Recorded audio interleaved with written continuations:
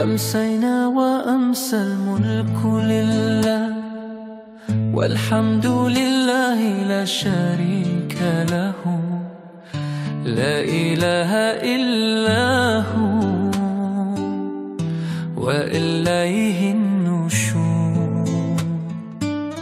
Di senja yang damai kami bersandar, kerajaan seluruhnya milik-Mu ya Allah.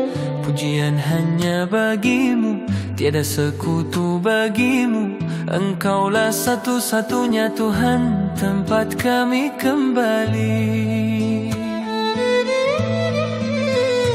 Amsayna ala fitratil islami wa ala kalimatil ikhlasi wa ala dini nabiyina Muhammadin sallallahu alaihi wasallam wa ala millati abina Ibrahim hanifan musliman wa ma kana minal musyrikin.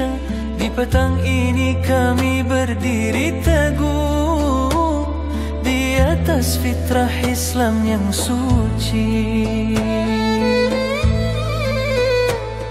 di atas kalimat ikhlas yang murni, di atas agama Nabi tercinta Muhammad, juga di atas milah Ibrahim yang lurus, yang tak pernah menyekutukan Tuhan. Allahumma inni amsaytu minka fi ni'matin wa afiyatin wa sitrin فأتم علي نعمتك وعافيتك وسترك في الدنيا والآخرة. Lewat senja ini aku bernafas dalam nikmat-Mu, dalam kesehatan yang Kau jaga, dalam perlindungan yang Kau bentangkan. Sempurnakan semua itu bagiku, wahai Tuhan, di dunia dan hingga hari akhir nanti.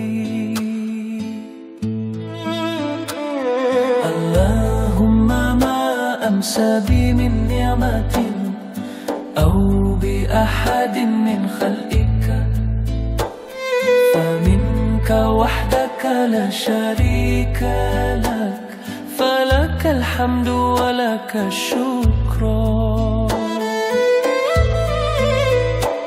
Segala nikmat yang singgah pada diri kami atau pada siapapun di antara makhluk-Mu, semuanya datang dari-Mu semata.